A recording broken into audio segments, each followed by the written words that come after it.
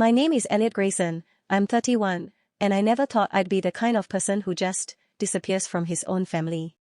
But I did. And the strange part. No one thought I actually would. I didn't leave after some huge fight. No slammed doors. No dramatic speech. It was quieter than that. Which, honestly, made it worse. Because silence, that's where you really see what people think of you. It was a Sunday. Late afternoon. The kind where everything feels slow, like the day is dragging its feet.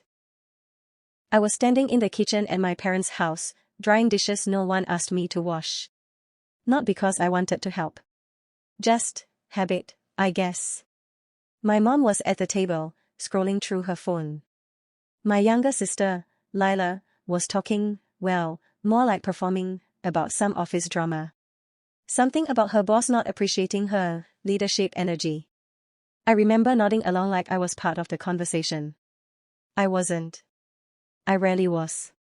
Elliot, can you grab me some water? Lila said, without even looking at me. Not please. Not even eye contact. Just a request. Like I was part of the furniture. I grabbed the glass anyway. I always did. Looking back, that should have bothered me more than it did. But when something becomes normal, you stop questioning it. That was my role. The reliable one. The quiet one. The one who had time. My older brother, Marcus, walked in halfway through, keys jingling, phone pressed between his shoulder and ear.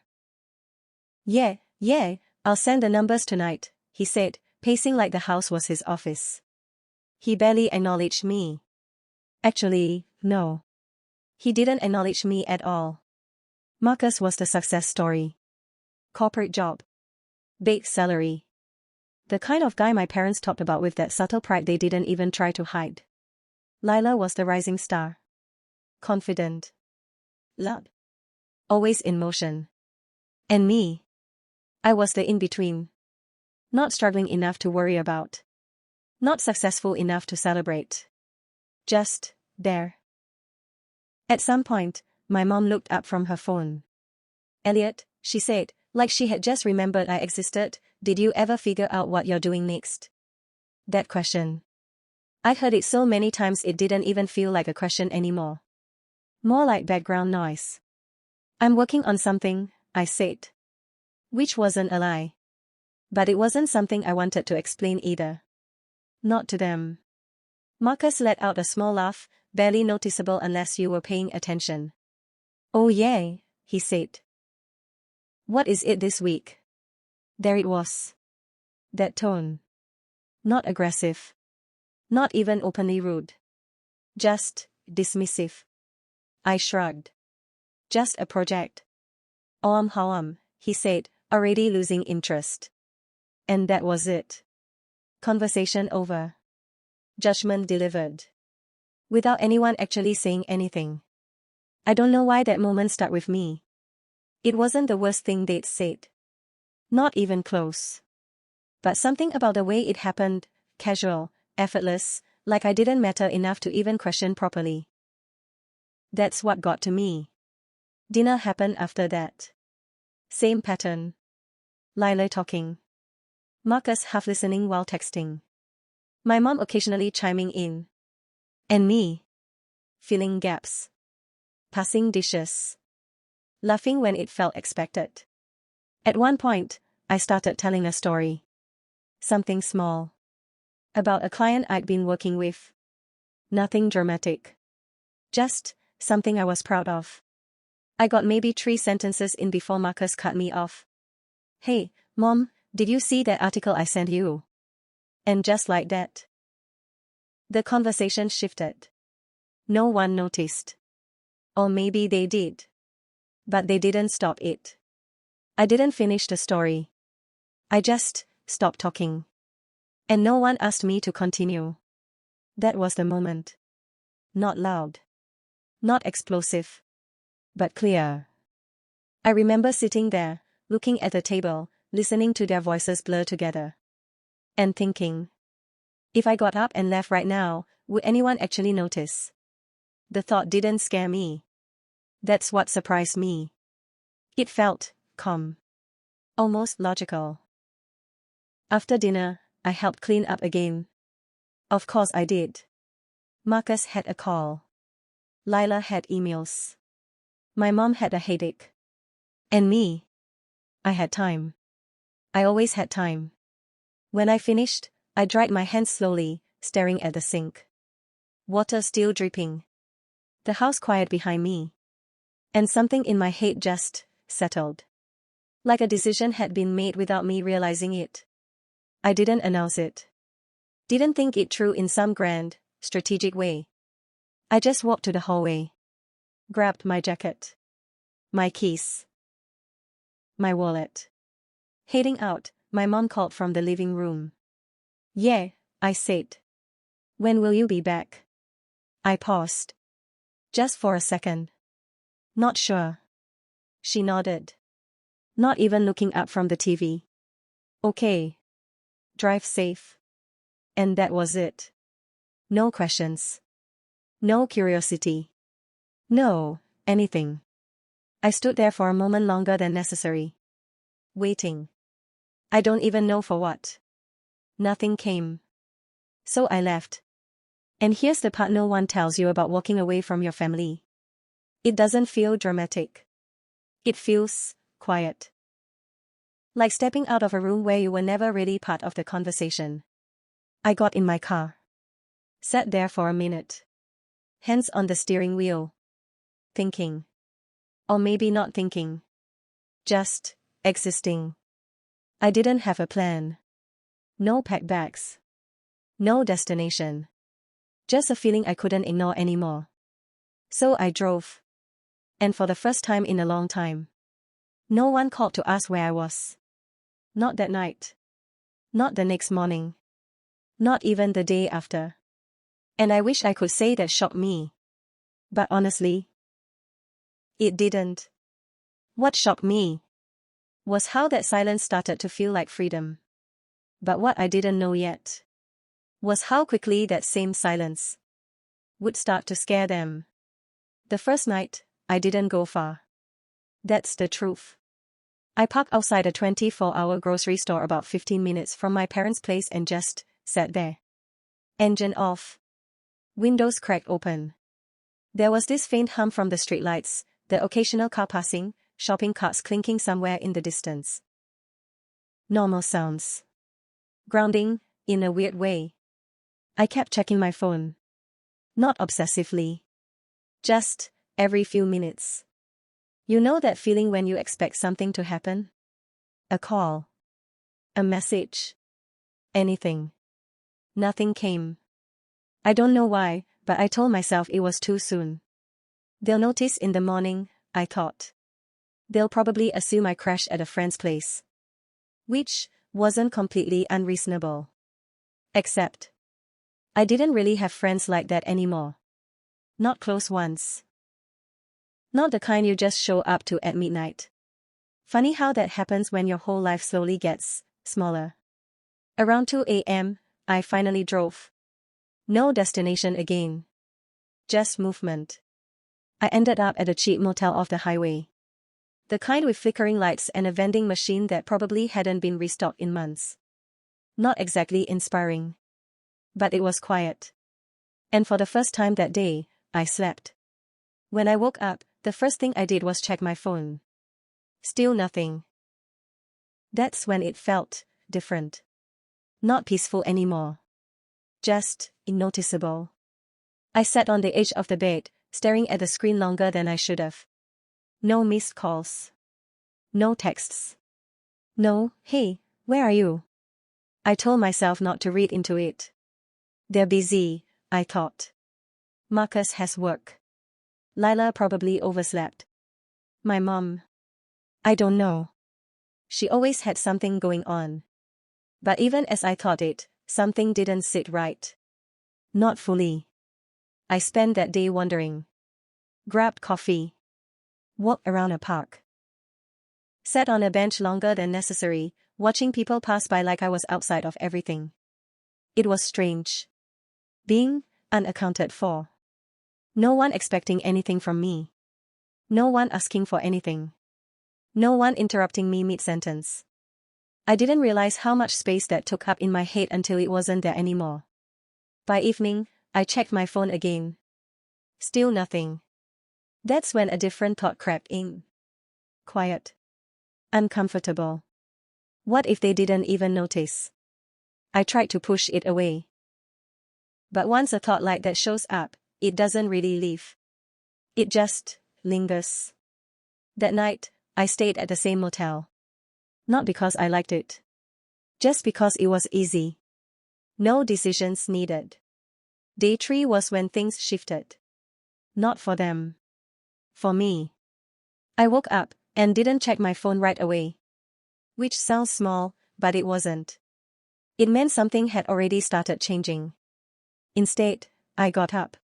Showered. Actually looked at myself in the mirror for longer than a passing glance. I looked tired. But also different. Like I wasn't waiting for permission to exist anymore. That thought felt weird. A little dramatic, maybe. But it stuck. I ended up driving farther that day. Out of the area completely. Didn't tell anyone. Didn't feel like I had to. Somewhere along the drive, I realized something I hadn't expected. I wasn't thinking about them constantly anymore. Not my mom. Not Marcus. Not Lila. Usually, even when I was alone, they were still there. In my head. Their opinions. Their reactions. Their expectations. But now? It was quieter. And I don't know why, but that made me a little uncomfortable. Because if they weren't in my head, then who was I doing things for? That question stayed with me longer than I expected. By the time I checked my phone again, it was late afternoon. Still nothing. No missed calls. No messages. And this time, I didn't feel surprised. I felt something else. Not anger. Not exactly sadness either. More like clarity. I think that's when it really hit me. Not all at once. Just slowly settling in. I hadn't walked away from them. Not really. They had just never been holding on. That realization didn't break me. It didn't make me cry or spiral. It just made everything make sense. All those small moments. Being talked over. Being overlooked. Being the one who adjusted. It wasn't accidental. It was consistent. And I had allowed it. For years. That part was harder to sit with. Because it meant this wasn't just about them. It was about me too. That night, I didn't stay at the motel. I found a small short-term rental instead. Nothing fancy. Just a clean space, a bed, a small desk.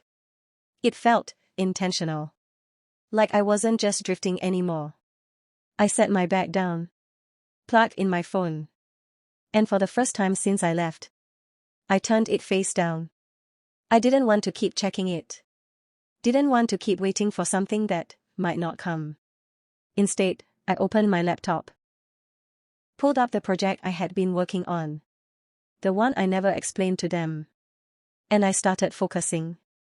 Really focusing. Hours passed without me noticing. No interruptions. No background noise. No subtle pressure to be available for everyone else. Just me. And something that actually mattered to me. At some point, I leaned back in my chair and realized I hadn't felt this clear in a long time. And then my phone buzzed. I didn't grab it right away. Which says a lot. Because a few days ago, I would have checked instantly. This time, I just looked at it. Let it buzz once. Then stop. A few seconds later. Another buzz. I picked it up slowly. Turned it over. 3 missed calls.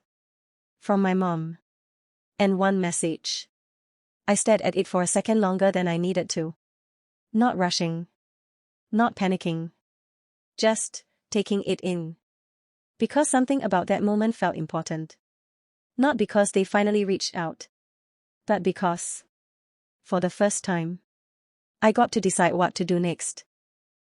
I opened the message. Hey, where are you? Call me when you get this.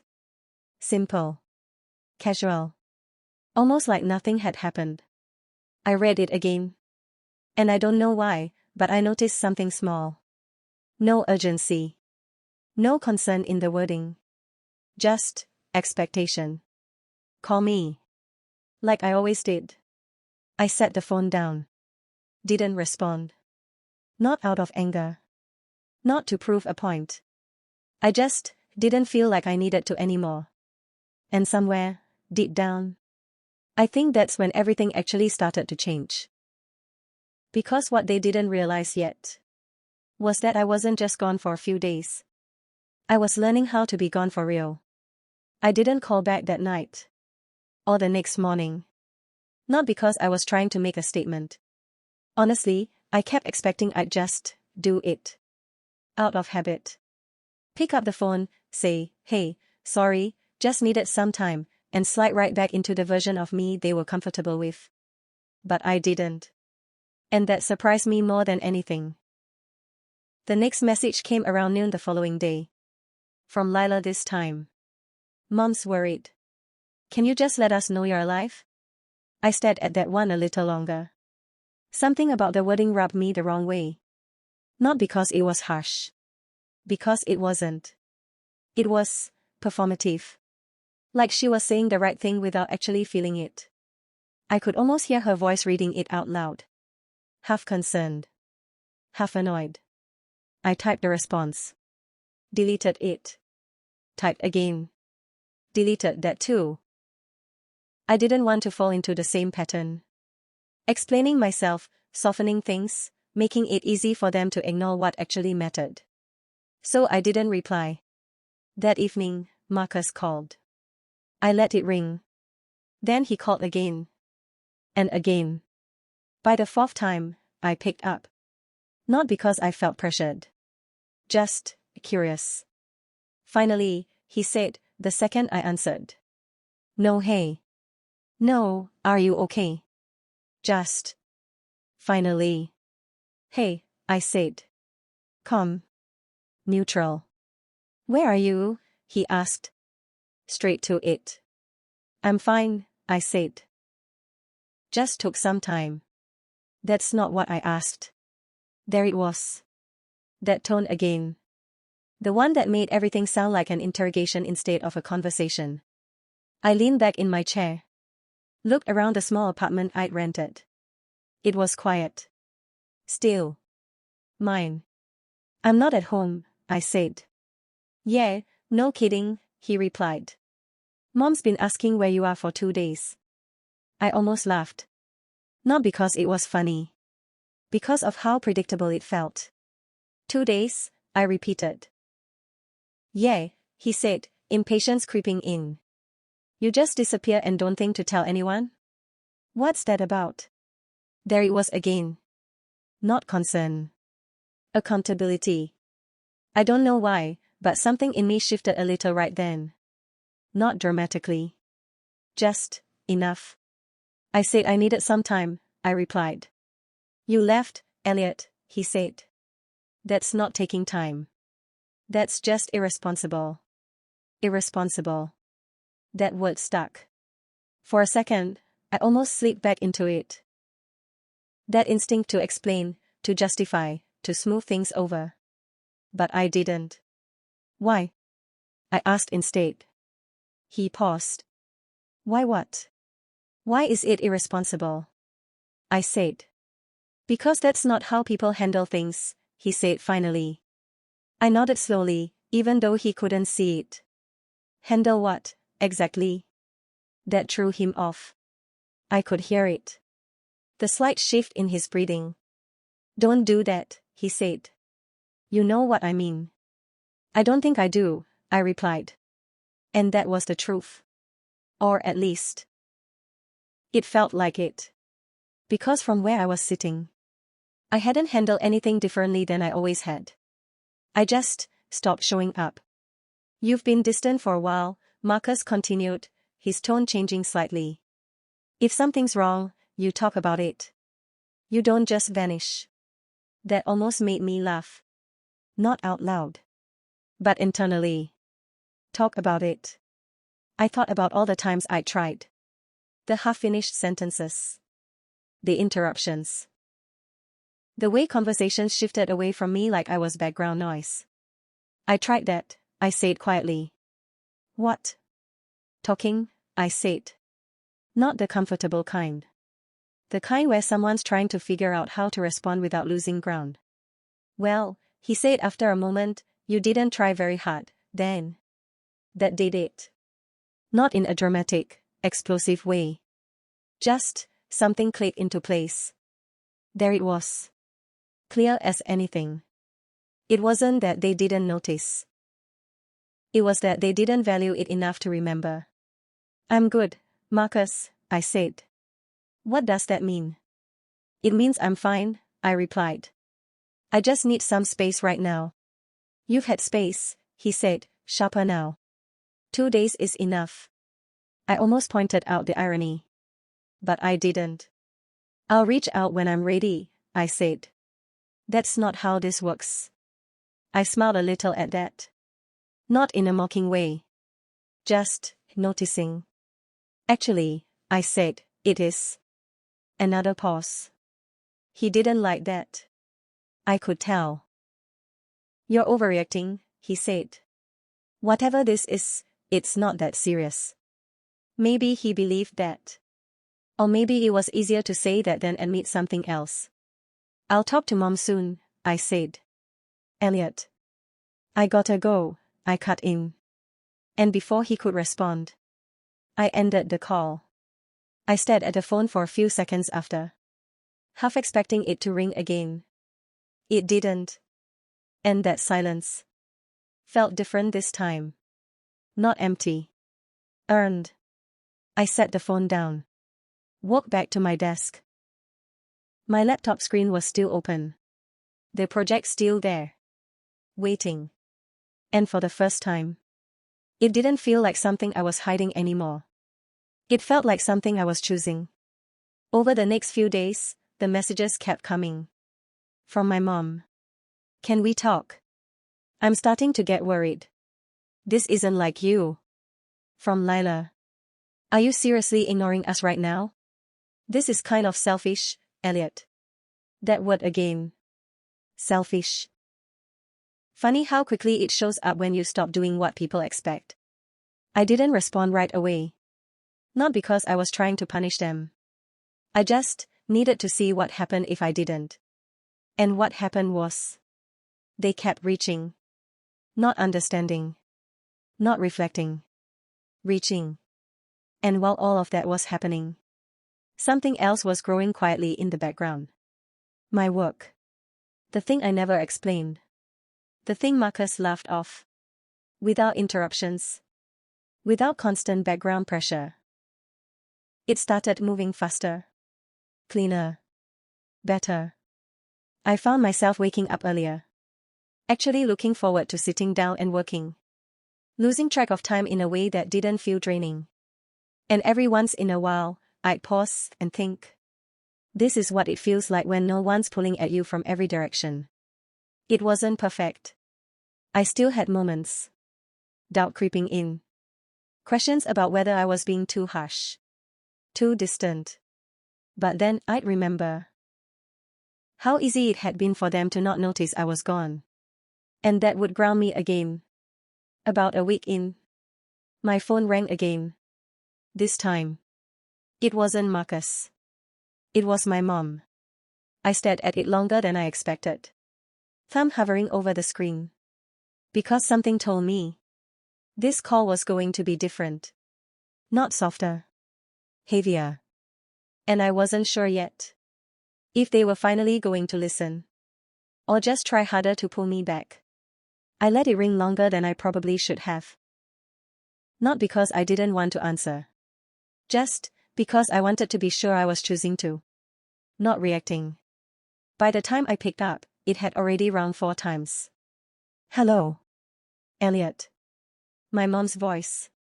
Relief, right at the surface. But something else underneath it. Tension, maybe. Hey, I said. Where are you? She asked immediately. No pause. No easing into it.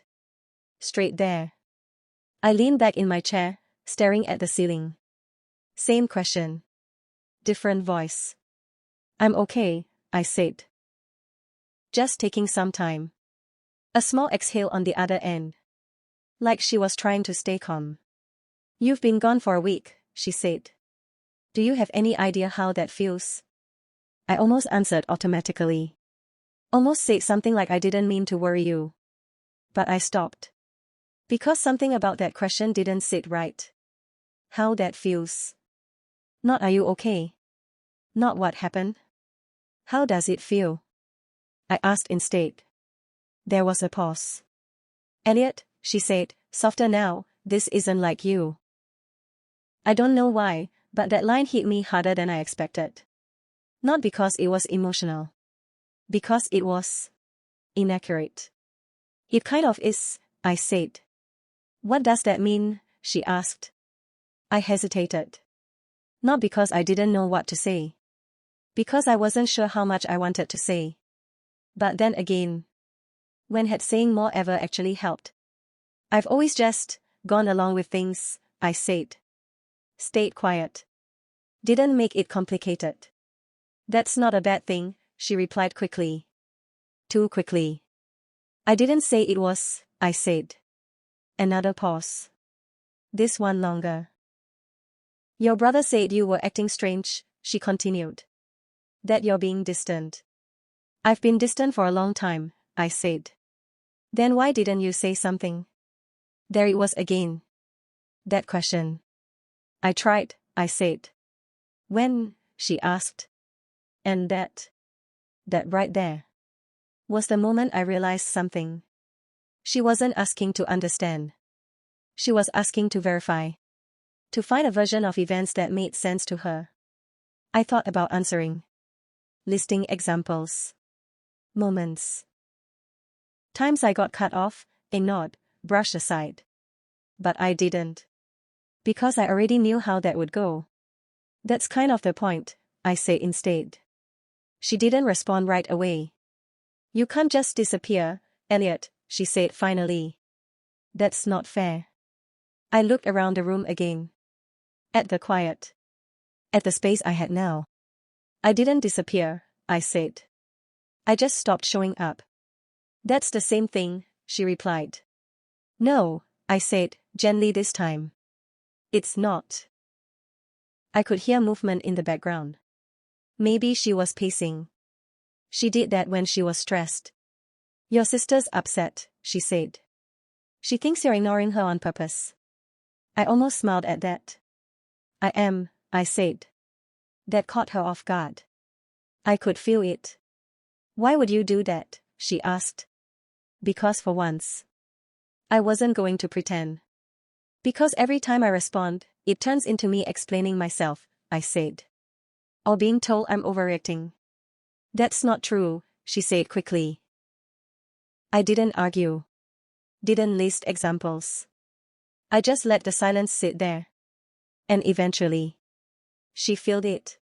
Maybe sometimes, she admitted, quieter now. That was new. Not an apology. But closer than I'd ever heard. I didn't react right away. Didn't rush to accept it. I just don't understand why you'd leave like this, she continued. We're your family. There it was. The core of it. Not what happened. But why didn't you stay?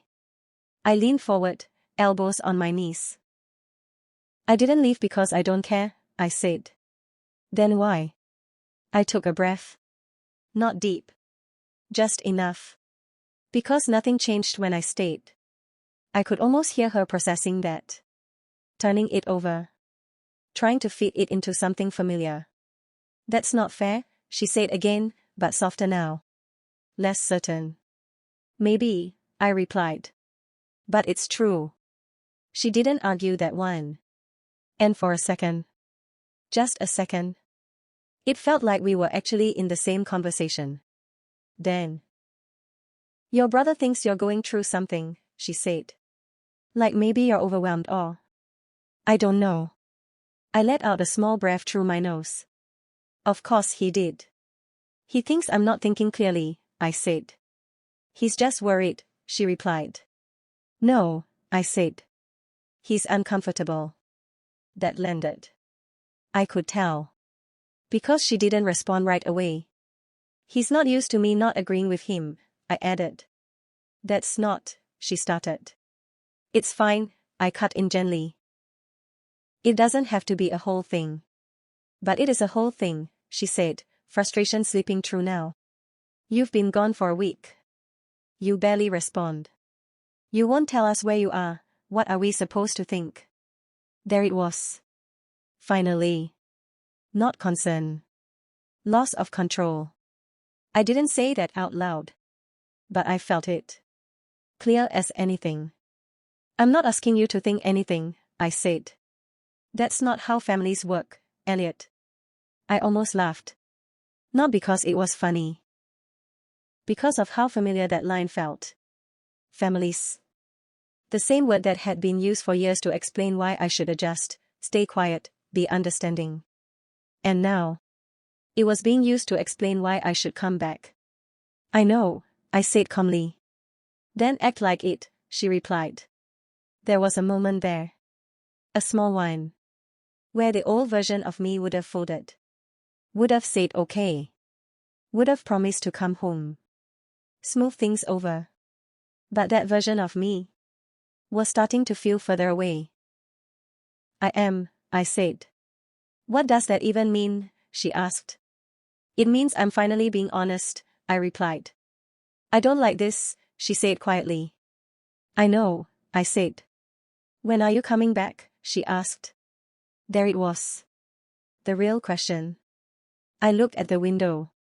At the light coming in. At the space I'd built in just a week. I don't know, I said. And for the first time. That answer was real. She didn't argue. Didn't push harder. Just exhaled softly. Call me tomorrow, she said. Not come home. Not we need to talk. Just. Call me. I'll think about it, I replied. A small pause. Then. Okay. And the line went quiet. I lowered the phone slowly. Set it on the table. And just sat there for a minute. Because something had shifted. Not loudly. Not dramatically. But enough. They weren't just trying to understand anymore. They were starting to realize. They couldn't just pull me back. And for the first time. I think that scared them. Not because I left. But because I didn't come back when they expected me to. And what they didn't know yet. Was that while they were trying to figure out how to bring me back. I was already building something they couldn't control. After that call with my mom, things didn't calm down. If anything, they got more focused. My phone started lighting up at random times during the day. Missed calls. Short messages. Nothing explosive.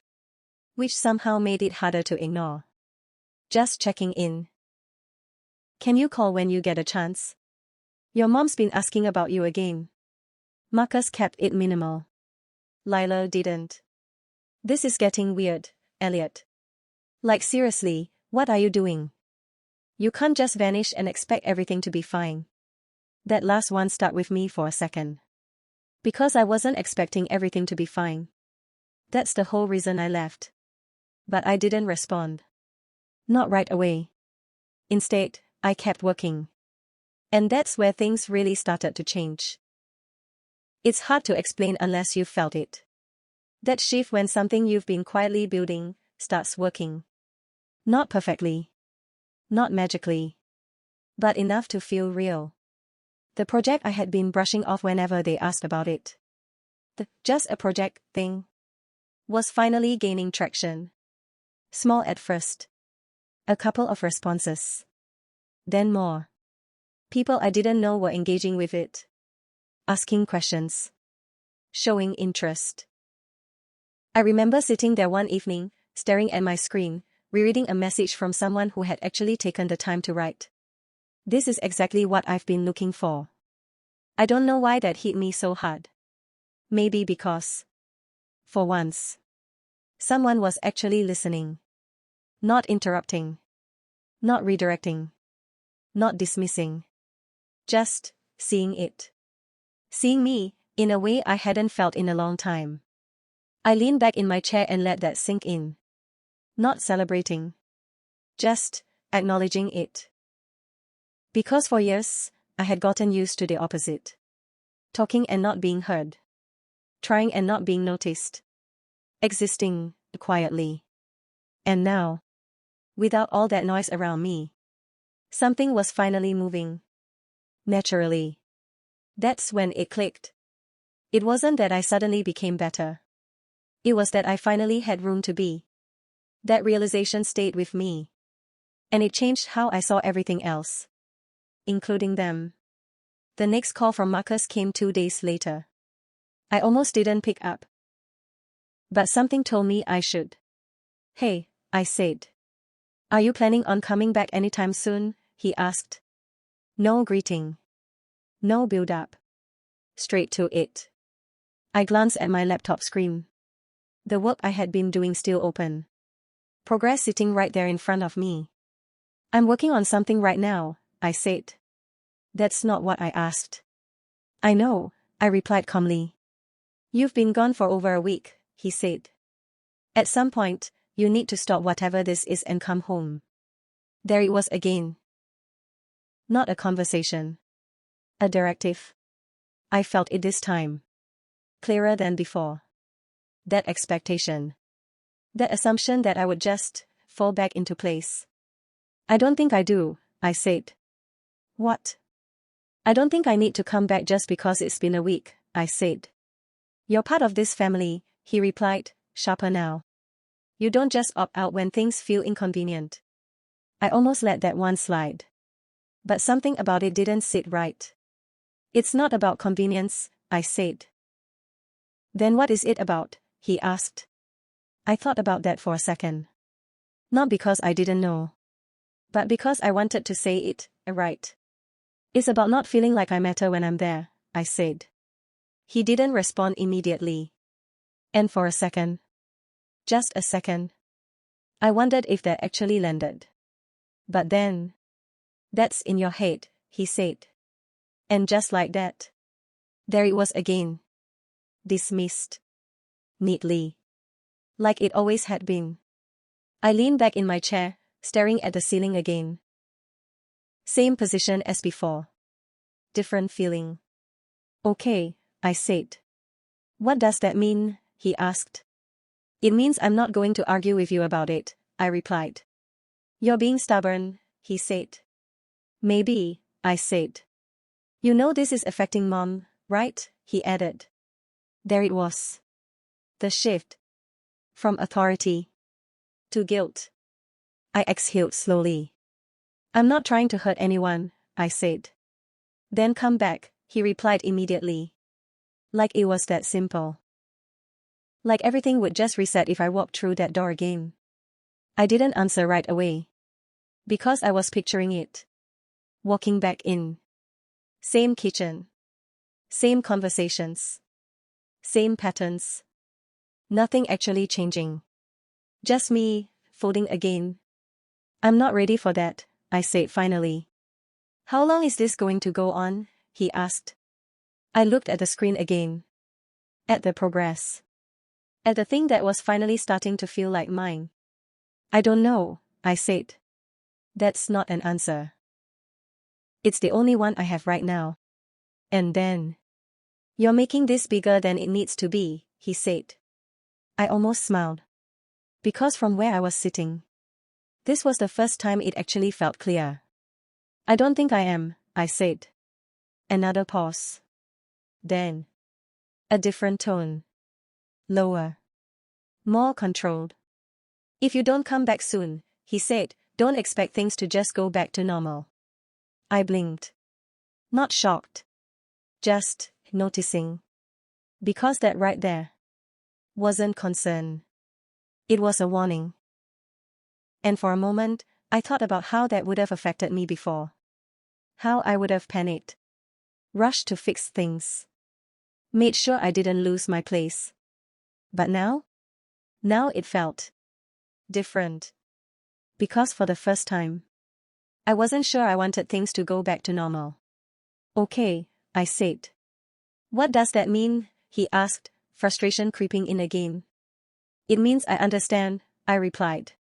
And I did. I understood exactly what he was saying. That if I didn't come back and fit into the role they were comfortable with, things would change. But what he didn't realize was, they already had. I'll talk to you later, I said. Elliot. I ended the call. This time, I didn't sit there afterward. Didn't replay the conversation. I just turned back to my work. And kept going. Because while they were trying to pull me back into something that felt smaller, I was already stepping into something bigger. And slowly. Without them realizing it yet. That difference was about to become impossible to ignore. It happened on a Tuesday. Nothing special about the day itself. No build-up. No dramatic lead-in. Just one email. I almost didn't open it right away. I was in the middle of working, actually focused for once, and I didn't want to break that rhythm. But something about the subject line caught my attention. Short. Direct. Professional. I clicked it. And for a second, I just stared. I had to read it twice. Then a third time. Because it didn't feel real at first. Someone had found my work. Not casually. Not by accident. They had reviewed it. Mentioned specific details. Specific choices I'd made. And they wanted to talk. Not in a vague, this is interesting, kind of way. In a we'd like to explore this further kind of way. I leaned back slowly in my chair. Hard doing that quiet, steady thing where it doesn't race, but you feel it. I don't know why, but... I muttered under my breath, almost laughing a little. I didn't think this part would actually happen. Because if I'm being honest, I'd gotten used to things not working out. To effort not leading anywhere. To ideas staying ideas. But this was movement. Real movement. I didn't celebrate. Not right away. I just sat there for a minute. Letting it settle. Because something about it felt important in a way I couldn't fully explain yet. Not just because of what it was. But because of when it happened. A week and a half after I left. A week and a half of silence. Space. No interruptions. No subtle pressure pulling me in 10 directions. And suddenly. This. I closed my eyes for a second. Exhaled. Okay, I said quietly, to no one. Then I got back to work. Not out of stress. Not out of fear of losing it. But because, for the first time, I actually wanted to show up for it. And that felt new. Later that evening, my phone buzzed again. Lila. I stared at the name for a second. Debated ignoring it. But something told me this one might be different. So I picked up. Wow, she said immediately. You do remember how to answer your phone. I almost smiled. Same tone. Same energy. Hey, Lila, I said. Don't hey me, she replied. What are you doing? Straight to it. I'm working, I said. On what? She asked. I paused. Just for a second. Because this was the part where I usually downplayed things. Kept it vague. Made it easier for them to dismiss. But I didn't feel like doing that anymore. Something that's actually going somewhere, I said. What does that mean? She asked, slower this time. I mean it's working, I replied. You've been gone for over a week, she said. And now you're saying things are suddenly working? I shrugged, even though she couldn't see it. Yeah, I said. That's kind of how it's looking. She let out a short laugh. Not amused. Okay, Elliot, Seriously, what is this? She asked. Are you trying to prove something? That question landed differently than I expected. Because a part of me, a small part, had wondered the same thing. But the answer came easier than I thought. No, I said. I just stopped trying to be available all the time. You're being weird, she said finally. Maybe, I replied. No, not maybe, she pushed. You disappear, you barely talk to us, and now you're acting like everything's fine? I didn't say everything's fine, I said. Then what is it? She asked. I leaned back in my chair. Looked at the screen again. And the email still open in the background. It's just different, I said. She didn't respond right away. And for a second, I thought maybe she'd drop it. But she didn't. Mom's been asking about you every day, she said. Marcus is getting annoyed. And you're just, what? Sitting somewhere working? There it was again. That tone. That assumption that whatever I was doing couldn't possibly matter. I'm not just sitting somewhere, I said, calm but firm. Then explain it, she shot back. I almost did. Almost told her everything. But then I stopped. Because I realized something in that moment. They didn't listen when it was small. Why would they understand it now? I'll tell you when it makes sense to, I said. That's not fair, she replied immediately. I let out a small breath. I think I'm okay with that right now, I said. You've changed, she said finally. I thought about that. Really thought about it. Yeah, I said. And I didn't soften it. Didn't explain it. Didn't apologize for it.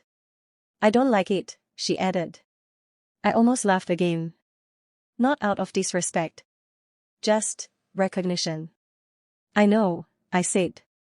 Because that was the thing. None of them liked it. Not Marcus. Not Lila. Not even my mom. And for the first time, that didn't feel like something I needed to fix. I have to go, I said. Elliot, wait. But I had already ended the call. I set the phone down. Looked around the room. Same small space. Same quiet. But it didn't feel temporary anymore. It felt intentional. And that email. It wasn't just an opportunity. It was proof. Proof that the version of me they never really took seriously actually worked. And the part they didn't realize yet. That proof was about to show up in a way they couldn't ignore. The meeting wasn't supposed to be a big deal. That's what I told myself, anyway. Just a video call. 30 minutes. Let's talk more about what you've built. I spent the morning going over everything twice. Not obsessively. Just carefully. Making sure things made sense.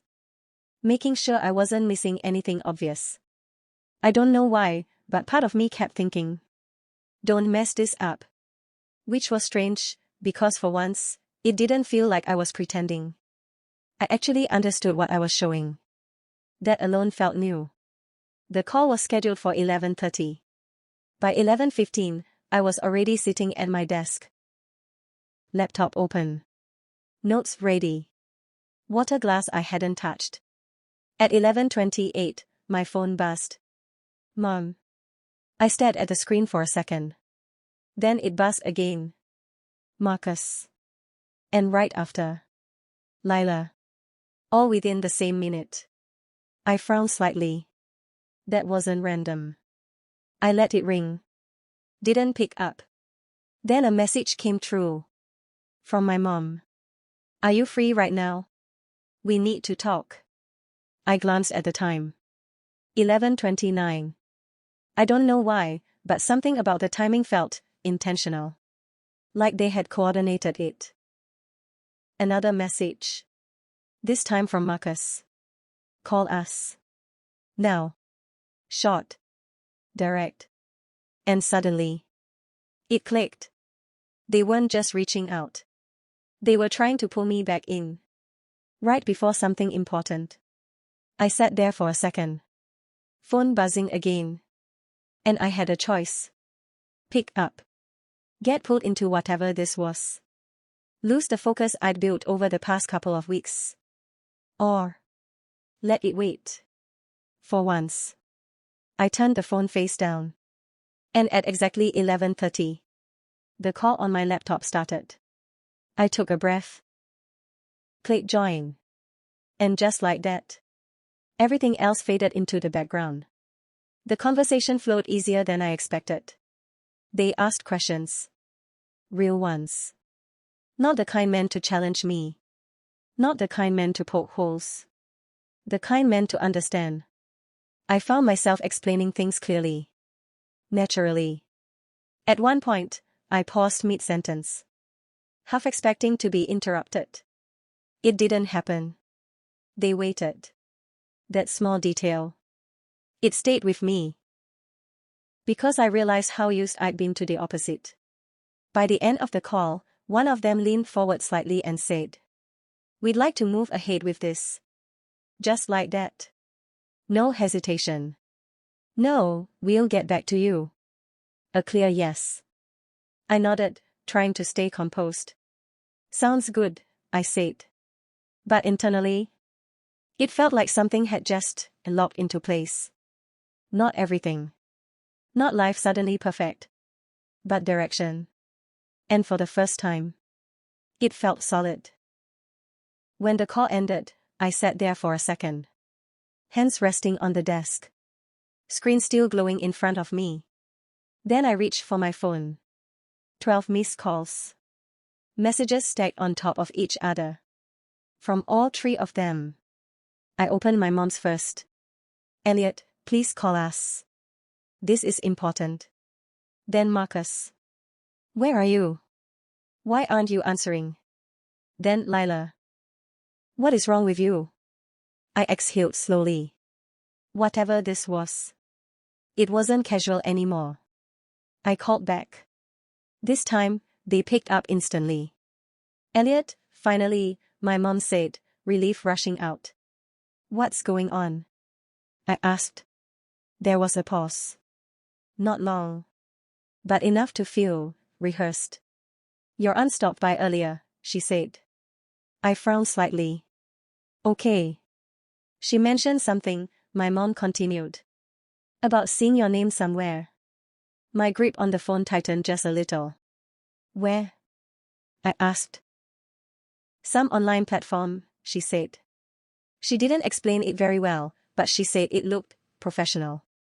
Of course. Out of everyone, it would be my aunt who stumbled across it first. She said people were talking about it, my mom added. "About you?" Silence settled for a second. "So?" Marcus cut in. "What is it?" There it was. Not curiosity. Demand. I leaned back in my chair. "It's the thing I've been working on," I said. "That doesn't explain anything," he replied. "It doesn't need to right now," I said calmly.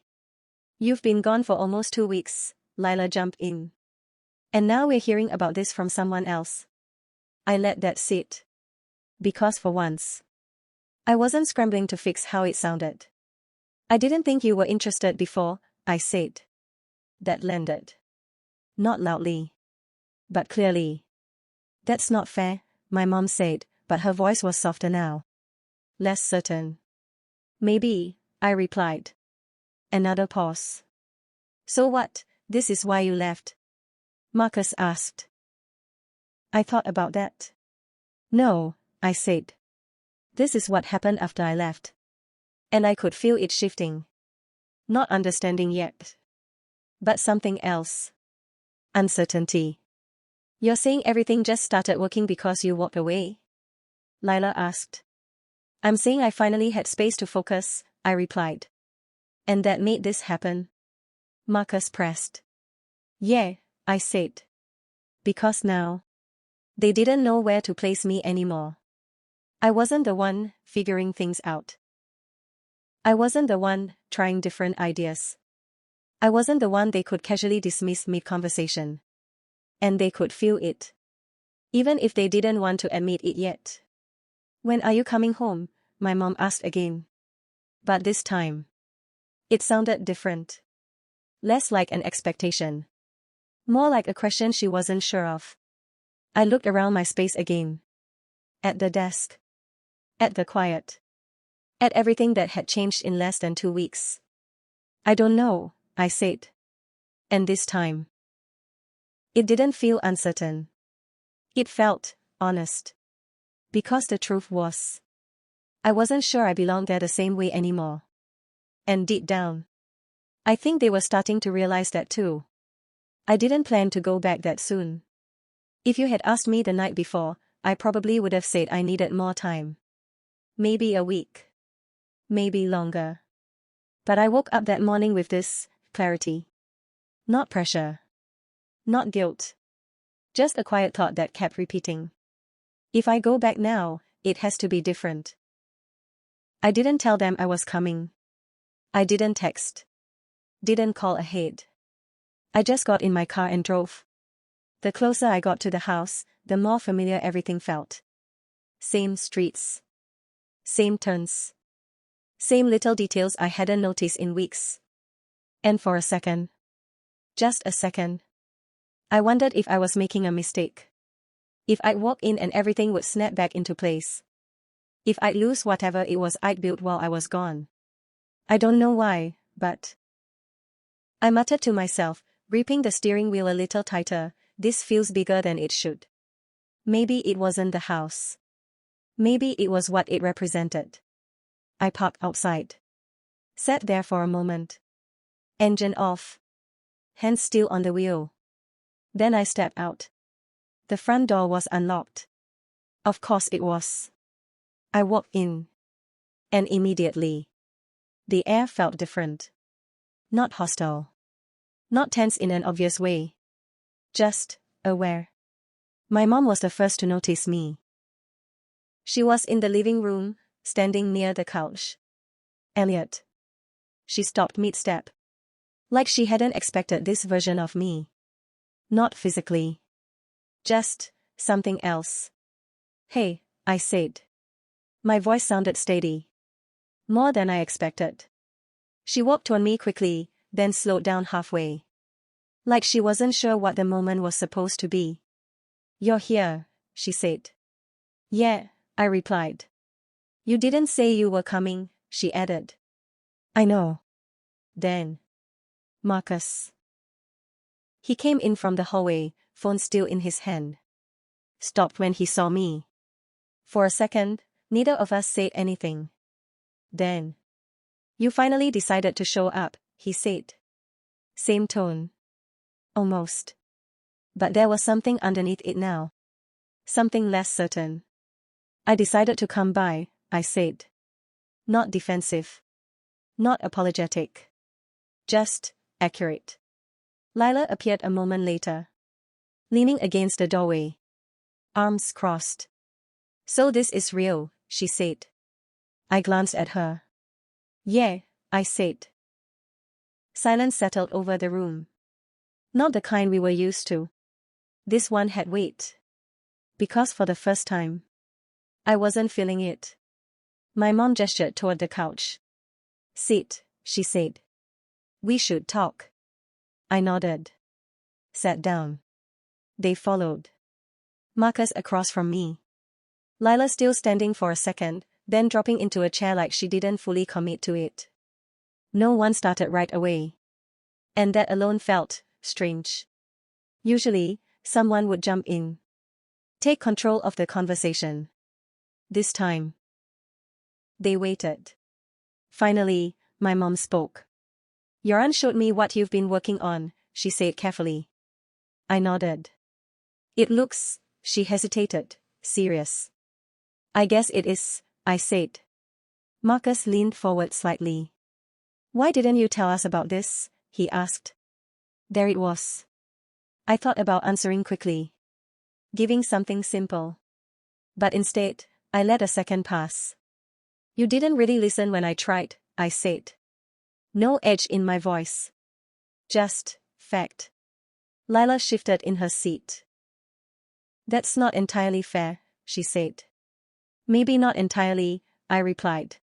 But enough. Marcus exhaled through his nose.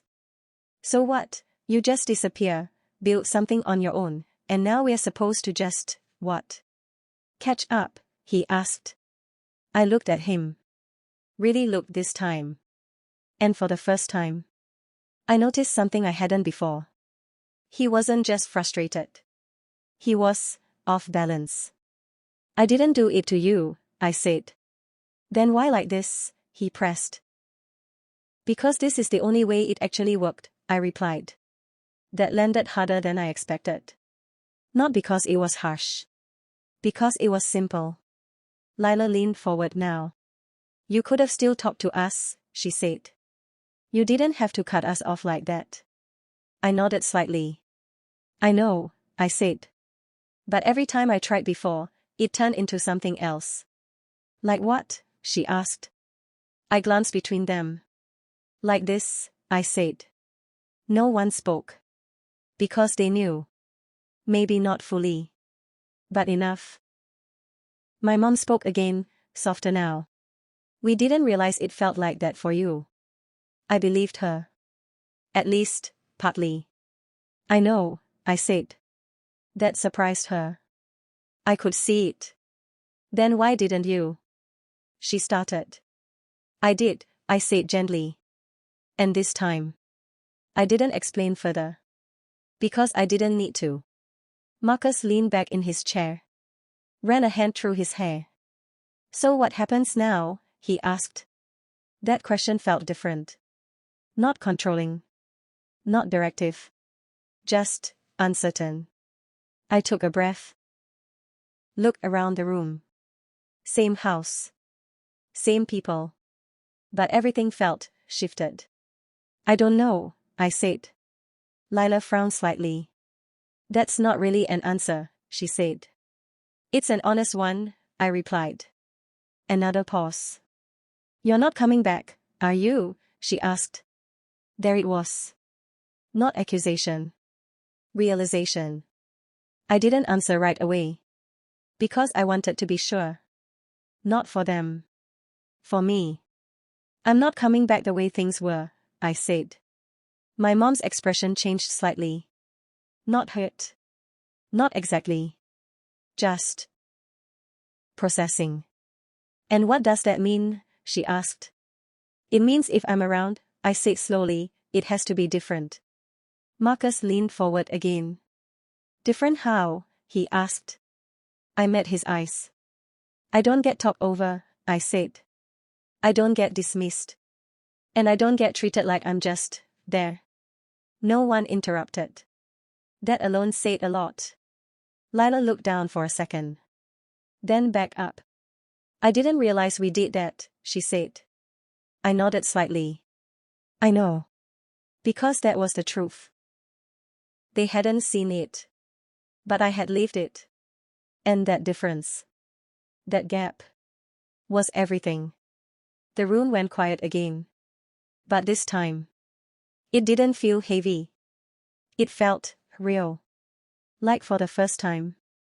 We were actually in the same conversation. Not perfectly. Not completely. But enough. And that was more than we'd ever had before. No one argued after that. That's the part that stayed with me. I think, before I left, a conversation like that would have turned into something louder. Defensive comments. Interruptions. Someone trying to win. But this time, it just slowed down. Marcus leaned back in his chair and stayed quiet longer than I'd ever seen him. That alone felt strange. Lila didn't jump in either. She kept shifting slightly in her seat, like she had something to say but couldn't quite figure out how to say it without it coming out wrong. My mom was the first to break the silence. I think, she started, then stopped. Looked down at her hands for a second. I think we got used to you being easy, she said finally. That word again. Easy. I let it sit there. Because I didn't want to rush past it. Didn't want to soften it. I think you're right, I said. Marcus exhaled slowly. That's not, he started, then paused, like he caught himself mid-reaction. He rubbed his forehead, staring at the floor for a second before speaking again. That's not how I saw it, he said. I know, I replied. And I meant it. Because that was the thing. They hadn't been doing it on purpose. But that didn't make it less real. Lila finally spoke. I thought you just didn't care to push back, she said. I almost smiled at that. Not in a mocking way. Just recognition. I didn't, I admitted. She blinked. Why? She asked. I thought about that for a second. Because it didn't seem worth it, I said. That one landed. Not loudly. But you could feel it settle into the room. Because what I was really saying was, it didn't feel like it would change anything. And I think they understood that. At least a little. My mom shifted closer on the couch. I wish you had told me, she said. There was something softer in her voice now. Not defensive. Not trying to fix things immediately. Just regret. I tried, I said again. And this time. She didn't question it. She just nodded. Marcus leaned forward, elbows on his knees. So what now? He asked. That question again. But it sounded different this time. Less like he was trying to direct things. More like he didn't know what direction there even was anymore. I looked at him. Then at Lila. Then at my mom. And for a second, I didn't answer. Because the truth was, I wasn't entirely sure. But I knew what it wasn't. It doesn't go back to how it was, I said. No hesitation. Lila nodded slightly. Almost like she expected that. Okay, she said quietly. That surprised me. Not the word. The lack of resistance. Marcus didn't respond right away. He just sat there, thinking. And for the first time in my life, he didn't have a quick answer. I guess, he said slowly, we didn't really give you a reason to think it would. That was the closest thing to an admission I'd ever heard from him. I nodded. Yeah, I said. No need to push it further. My mom reached out slightly, like she was going to touch my arm, then hesitated. Are you staying somewhere safe? She asked. I almost smiled. Not because it was funny. Because it was the first question that actually felt like it was about me. Yeah, I said. I'm good. She nodded, relief showing clearly this time. Okay, she said. Another quiet moment passed. Then Lila spoke again. I looked it up, she said. I glanced at her. What? Your project, she said. After Mom told me. I didn't say anything. Just waited. It's actually really good, she added. The way she said it. A little hesitant, a little surprised. Felt more real than if she'd just praised it immediately. Thanks, I said. Marcus let out a small breath. I saw it too, he admitted. I looked at him. And? I asked. He paused. Then gave a small nod. It's solid, he said. Simple. Direct. But coming from him, that meant more than he probably realized. I appreciate that, I said. And I did. Not because I needed his approval. But because for once, it didn't feel like he was dismissing me. It felt like he was adjusting. We sat there for a while after that. Not talking much. And strangely, it didn't feel awkward. It felt new. Like we were all trying to figure out what this version of us looked like. Without the old rules. Without the assumptions. Eventually, I stood up. I should head out, I said. My mom looked up quickly. You're not staying? She asked. I shook my head slightly. Not today. She nodded. Didn't push. Okay, she said. Marcus stood too. Let me know where you are, he said. It wasn't a demand. Just a request. I will, I replied. Lila walked me to the door. She hesitated for a second before speaking. I didn't realize it was like that for you, she said quietly. I know, I said. Another pause. You seem different, she added. I thought about that. Yeah, I said.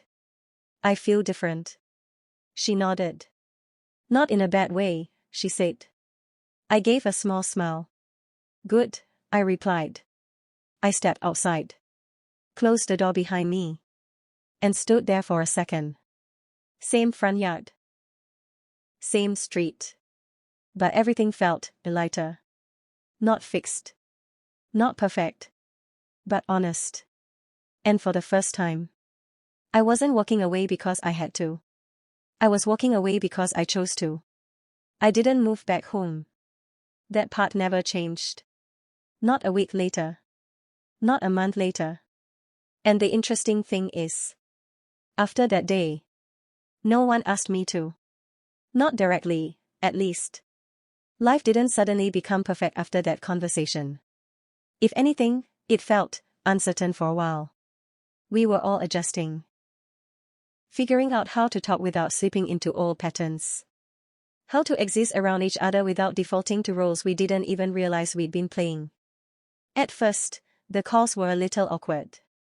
My mom would check in every few days. Simple things. Did you eat? How's your work going? Basic questions. But different. She actually waited for the answers. Didn't talk over me. Didn't redirect the conversation halfway through. I noticed that. More than I expected to. Lila started texting instead of calling. Short messages at first. Memes. Random thoughts. Nothing serious. But every once in a while, she'd ask something real. What are you working on today? Did that thing you mentioned work out? And for the first time, those questions didn't feel like setups. They felt curious. Marcus took longer. No surprise there. For a while, he kept things surface level. Work. Weather. Occasional updates about family stuff. But then one evening, out of nowhere, he sent me a message. Got a minute? I almost ignored it. Not out of spite. Just habit, maybe. But I called him. What's up? I asked. There was a pause. I've been thinking about what you said, he admitted. That alone caught me off guard. About what? I asked. About not being heard, he said. I didn't respond right away. I didn't realize I was doing that, he added. Cutting you off. Dismissing things. I leaned back in my chair. I know, I said. I'm trying not to do that anymore, he said. It wasn't a big speech. Not emotional. But it was honest. Thanks, I replied. And that was enough. We didn't turn it into a big moment. Didn't overanalyze it. We just moved forward. And slowly, things started to feel different. Not perfect. But real. As for me, the project didn't just work out. It grew. Steadily at first. Then faster than I expected. That initial meeting turned into more conversations. Then opportunities. Then something I couldn't really brush off anymore.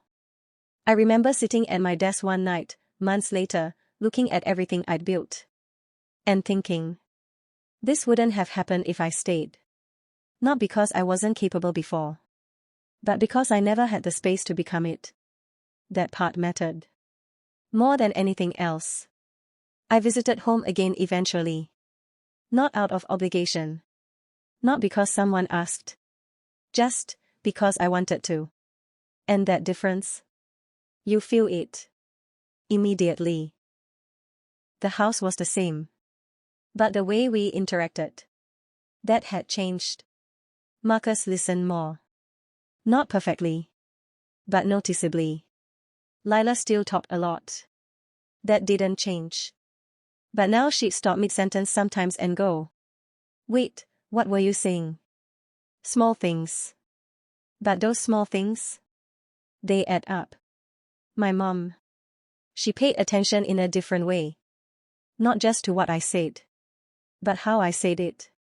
Like she was trying to understand, not just respond. And me. I didn't shrink myself anymore. Didn't feel silence just to keep things comfortable. Didn't laugh things off when they didn't sit right. If something felt off, I said it. Calmly. Clearly. And the strange part. The more I did that, the less I felt the need to. Because they started meeting me there. Not all at once. Not perfectly. But enough. Looking back, I don't think walking away fixed my family. That's not really how it works. But it changed something important. It changed what I was willing to accept. And once that shifted, everything else had to adjust around it. Some people might call that selfish. Maybe it is. But I think there's a difference between being selfish and finally choosing yourself when you've spent years not doing that. And if I'm being honest, I wish I had done it sooner. Not dramatically. Not permanently. Just enough to see what life looked like without constantly shrinking to fit into it. Because once you see that version of yourself, it's really hard to go back. And maybe that's the real reason everything changed. Not because I left, but because when I came back, I wasn't willing to be the same person they took for granted.